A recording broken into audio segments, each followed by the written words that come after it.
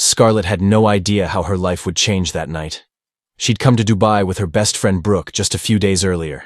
Two American girls chasing adventure, sunshine, and maybe a little magic. They weren't rich, they weren't influencers, they weren't models. But they looked like they could be. Scarlett had that classic beauty. Flawless skin, emerald eyes, soft auburn hair that spilled over her shoulders like silk. Brooke was the loud one, always grinning, always making things happen. She'd somehow convinced a promoter to give them access to a rooftop party at the marina. Porto party, they called it. The kind you only see on Instagram. The kind you're not supposed to get into unless you arrive in a Rolls Royce or own a yacht. They arrived in a rented Corolla. The doorman squinted at the names, but Brooke batted her lashes and said, "We're with Saeed." Saeed didn't exist, but the guy didn't want to look clueless, so he let them in. Scarlett gasped the moment they stepped out onto the rooftop. Gold trim everywhere. Waiters in tuxedos passed silver trays of caviar and something that looked like $200 grapes. Models lounged on cushions like bored queens. The music was deep, seductive. There was the smell of perfume, money, and secrets. "I feel underdressed," Scarlett whispered. She wore a fitted cream dress, simple heels, and light makeup.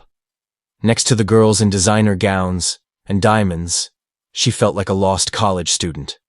"Shut up," Brooke said, dragging her in. "You look like Megan Fox meets Florence Pugh. We're fine."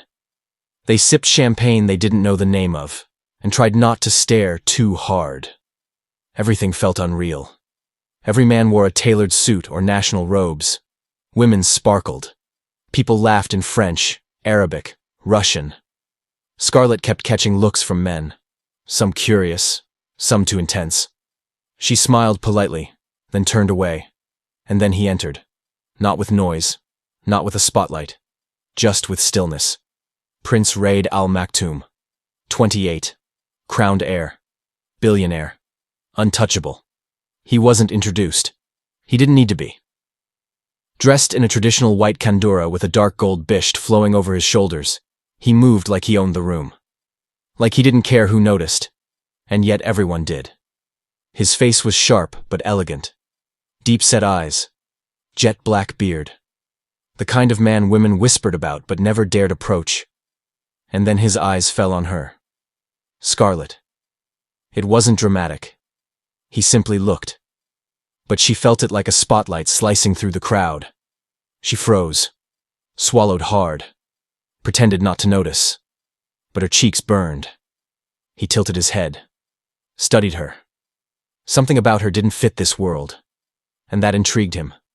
No labels, no diamonds, just quiet beauty, unsure of where she stood. "Who's that?" he asked one of his friends. "Just some tourist girl." "Nobody," the guy said. But Raid kept looking. Scarlett glanced back at him, their eyes locked for half a second, and she quickly looked away. It was that exact moment he decided he had to meet her. Not because she was the most beautiful in the room, because she was the most out of place, because she hadn't come to be seen, because she didn't belong here, and that made her impossible to ignore. Scarlett was trying her best to blend into the gold and glitter, but it was hard when she felt like a candle in a sea of chandeliers. She'd made her way to the edge of the rooftop, trying to get some air and distance from the glossy crowd. She didn't notice him until he was already beside her. Raid. He stood just far enough to be polite, just close enough to make her nervous. "You don't like the party?" he asked, his voice low, smooth, and laced with an accent that turned her knees to syrup. Scarlett glanced sideways. "Is it that obvious?" He smiled faintly. "You look like someone who came here by accident." "I sort of did," she admitted. "My friend thought it'd be fun." He nodded. "And you? What do you think?" "I think it's insane. Beautiful, but fake." That made him pause. No one ever called his world fake. She turned to him. "You?" "I was dragged here," he said, surprising her. I don't like these parties either. Then why come? He gave her a slow, unreadable smile. Tonight, I'm glad I did. She looked down, flustered. Right. He tilted his head. What's your name? Scarlett. That suits you. And you? He didn't answer. Just said, I'll find you later. And disappeared into the crowd. Brooke found her 10 minutes later. You'll never believe who that was. I already know, Scarlett said softly. Girl, what did he say? Did he touch you? Do you need to be rescued? Scarlett laughed. Nothing happened. We just talked. Brooke raised a brow. Well, he's looking at you again. Scarlett didn't turn, but she felt it. His eyes like heat on her skin. Later that night, when people started moving toward the after-party, Scarlett and Brooke were about to leave, until a man approached with a polite smile. Miss Scarlett, His Highness invites you to join him for a drive. Brooke's jaw dropped. Scarlett blinked. His Highness? Yes, ma'am. She hesitated. Tell him I appreciate it, but I should head home. The man smiled politely and walked away. Across the rooftop, Raid watched her say no. He grinned. She was already different from the rest. The next day, she couldn't stop thinking about him. How calm he was. How focused. How he didn't flirt the way most men did. He didn't need to. He was used to getting what he wanted. She didn't expect to see him again. Until she did. She and Brooke were having lunch at a quiet cafe by the water when a black SUV pulled up and a driver approached them. Miss Scarlett, His Highness requests your presence for a short walk, if you'd be comfortable. Brooke's eyes lit up. Do it. Scarlett felt her stomach twist. Where? Just by the promenade. Nervous but curious, she agreed. Raid was waiting by the waterfront, dressed simply but still radiant with power. He smiled when he saw her. Thank you for coming. Did I have a choice? He laughed. You always do. They walked quietly at first. You surprise me, he said eventually. How? You're not impressed by this world. I'm not part of it. But you're still here. Only for a while. He turned to her. That's a shame. She bit her lip. Why? Because now I don't want you to leave. There it was. The shift. His voice lower. His steps slower. The air around them changing. She looked up. You don't even know me. I know enough. You're beautiful. Smart. Honest. Sounds like a brochure. He smiled. And you say no when everyone else says yes. She paused. Is that why you want me? He didn't flinch. At first, yes. At first? He looked into her eyes. Now, I'm not so sure what it is, but I know I want more. She exhaled. Well, I'm not that easy. He stepped closer, just a little. Good. I like the challenge. And she realized something in that moment.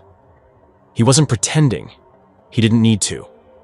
But his eyes, they weren't just about conquest. There was curiosity there. And danger. Because this man was used to winning. And she was already starting to lose control. Scarlett didn't know how many times he tried to invite her out again. At first, text messages, light, teasing. Then came flowers to the hotel, though she never gave him the address. She didn't ask how he found it. She knew people like him didn't look for things. They just sent someone. Brooke was delighted. Scarlett, are you seriously ignoring a literal sheikh? Do you understand what kind of man wants you right now? I'm not ignoring him, Scarlett said. I'm just not running toward him either. Why not? You like him. That's the problem, she muttered. She'd been in Dubai for 10 days, and every day he found a new way to appear in her orbit. Casual, unbothered, always composed. They never kissed. He never even touched her, but every glance felt like a slow burn. Finally, she agreed to dinner. One night, she texted. No expectations. His reply came instantly. None. Just your company. He picked her up himself. No driver, no entourage. He wore a black shirt, open at the collar, and a watch worth more than her college tuition. She wore a long white dress and minimal makeup, her hair in soft waves. He drove her to a private rooftop with lanterns, velvet cushions, and views of the whole glittering city. No guests. No photographers. Just them. Romantic, she said, a little wary. He smiled. Or intimidating. She sat down. Both. Dinner passed in laughter, stories, subtle flirting. He didn't talk about his title. He asked about her childhood, her dreams, her hometown. "You want to know what I want?" she said at one point. "I want a life where I don't feel owned." He nodded slowly. "That's fair." "And you?" she asked. "I want something that doesn't disappear when the lights turn off." The words landed like a challenge. Her heart fluttered. But she hid it. "Careful," she said. "I bite." He leaned in slightly. "So do I." But even then, he didn't kiss her. Not that night. After that evening, everything changed. He messaged her every morning. "Good day, Miss America." He sent coffee to her favorite cafe. Not extravagant, just thoughtful. He asked what she was reading, what she was listening to, what made her laugh. And every time they met, he tested her boundaries, but never crossed them. Once, in his private car, he let the silence stretch before asking softly, "What are you afraid of?" "That I'll want you," she said honestly, "and forget who I am." He turned toward her. "Maybe who you are is still being written." She smiled. "Smooth." "No," he said. "Honest." Their almost kisses became a running joke. One night, as she leaned against a balcony railing in one of his residences, he stood behind her, barely touching. "I could kiss you now," he said. "You could," she replied. "But you won't." "Why not?" "Because I don't want to be another name in your history. You'd be the only one written in gold." She laughed, but inside, she was already shaking. He made her feel things she didn't want to admit. Not yet. And so every time the distance between their lips shrank, she turned her head. Every time his voice dropped, she changed the subject. Every time he reached for her, she moved a step away. It wasn't a game. It was her armor. But every day, she felt the cracks forming. And so did he. Because Raid al-Maktoum had never been told, "Wait." But for her, he did. Not because he was patient. Because for the first time in his life, he was afraid of losing. It had become a ritual. No labels, no announcements, no commitments. But every day, he found her. Sometimes just a short walk. Sometimes a private dinner. Sometimes a drive through the night where neither of them said much. But the silence between them felt louder than words. He never kissed her. Not because he didn't want to, but because she hadn't let him. And now it had turned into a kind of tension he'd never experienced before. The kind that made him stare longer than necessary. The kind that kept him up at night, thinking about the shape of her smile. She, too, was changing. She didn't tell him, but she felt it. How her heart beat faster when she got a message from him. How she'd checked the mirror twice before leaving her hotel. How her breath caught whenever he entered a room, even if she'd seen him 100 times. But she also knew what this looked like from the outside. A powerful man chasing a girl who didn't belong to his world. It was a cliché, and she hated clichés. So she made rules. No touching, no promises, no falling. And he broke none of them. Until one night. They were on the beach. Not one of the touristy spots, but a private stretch of sand he claimed belonged to no one. "Like you," he said. She wore a pale blue sundress. He wore a linen shirt, sleeves rolled up, the top buttons undone. Barefoot, bare-chested underneath. They sat by a fire pit. No guards, no lights.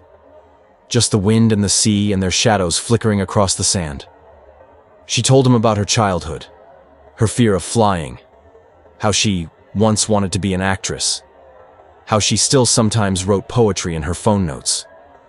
He told her about loneliness. About how, in rooms full of people, he still felt alone. How he hadn't laughed. Truly laughed in months. Until her.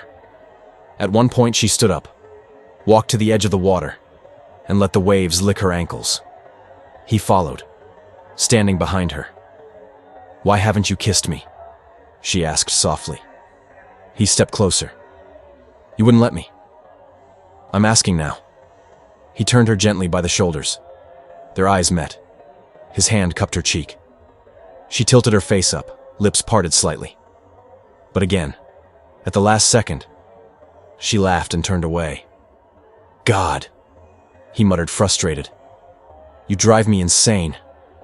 She walked backwards, still smiling. "That's because I'm smarter than I look." "Do you enjoy torturing me?" She shrugged. "I enjoy keeping my power." "You've had it since the first night." He took a step forward, then another, until she backed into a palm tree. His arms came up on either side of her, not touching, but trapping. "Tell me to stop," he said. She looked up at him. "Why would I?" Their lips finally touched. It was slow, careful, curious. The kind of kiss that didn't demand. It discovered. But something changed halfway through. It deepened. His hands slid around her waist. Hers grabbed his shirt. The sand, the air, the fire, everything blurred. When they pulled apart, she was breathless. He rested his forehead on hers. "You taste like trouble. You smell like danger. Scarlett, I want you. I know. I'm serious. I know that too." He opened his mouth, as if to say more. But she pressed a finger to his lips. "Not tonight." He nodded. Not angry. Just hungry. The next day, she didn't see him. Then another passed. Then another. She told herself it was good. She needed space. But when his silence reached 4 days, she caved. She called. A woman's voice answered. Soft. Elegant. Familiar. Scarlett didn't speak. Just listened. Laughed quietly to herself. And hung up. She didn't cry. She didn't text. She packed her things, checked out of the hotel, and left a note with the concierge. "Tell him. I wasn't the only one who broke the rules." 3 more days passed. No calls, no texts, no explanation. Scarlett didn't know what hurt more, the silence or how quickly he seemed to return to his perfect world. The world where girls like her didn't matter. Where she was just a moment. A story. An anecdote. Brooke kept asking, "Did something happen?" Scarlett just shook her head. "I think he remembered who he is." But the truth was, so did she. She was a visitor. A background extra in someone else's royal fantasy. She didn't belong here. She booked a ticket back to LA and started packing. Everything felt blurry. Unreal. Like a movie she'd been watching but never meant to be in. Until the doorbell rang. It was him. No driver. No guards. Just Raid. Standing there. Shirt unbuttoned at the top. Hair a little messy. And eyes that didn't know where to begin. She stared at him for a long second. "You're late," she said. He stepped inside without asking. There's no excuse. Scarlett folded her arms. Was it another party? Or just someone who didn't say no? He exhaled sharply. "It's not what you think." She arched a brow. "Then what is it?" I panicked. Panicked? I've never felt anything like this before. And when it got real, I didn't know how to be. Scarlett laughed bitterly. "So you disappeared?" I thought I'd ruin it. I thought if I gave you time, maybe I wouldn't want you this much anymore. And I want you more. Silence filled the room. Heavy. Sharp. Then he stepped closer. Slower than usual. Careful, for once. "I'm sorry," he said quietly. "For everything. For making you feel small in a city where you already feel invisible. For not showing up. She didn't speak. He reached into his pocket and pulled out something small. A necklace. Simple. Delicate. A charm in the shape of a flame. Because you burn through every wall I have, he said. She stared at it. I don't want gifts, she whispered. I wanted you. You have me, he said. If you still want me. Scarlett looked at him. Really looked. Past the wealth. Past the charm. Past the endless games. And for the first time, she saw the boy underneath the man. Terrified. Vulnerable. In love. She took a step forward. I have one condition, she said. Anything. No more vanishing. Never again. She nodded once. Then kissed him. This time, there was no hesitation. No games. Just lips meeting with relief and hunger and something that had been building for too long. His arms wrapped around her. Hers clung to his shoulders. They moved blindly through the room, toward the bed, the sunlight slipping through the curtains, her dress falling away, his shirt half open, breaths getting faster, touches more certain. He paused only once, eyes searching hers. Are you sure? I've never been more. When they finally gave in to each other, it wasn't rushed. It wasn't loud. It was quiet and slow and trembling, like two people learning a new language with their hands and mouths and skin. Afterward, they lay in silence. She curled against his chest, tracing small circles with her finger. Are you still afraid? She asked. He kissed her hair. Terrified. She smiled. Me too. And for the first time, it didn't feel dangerous. It felt safe. The next morning, she woke up before him. The curtains let in a soft golden light, the room still smelling faintly of his cologne and her shampoo. Scarlett turned on her side, watching Raid sleep. He looked younger like this. Peaceful. Vulnerable.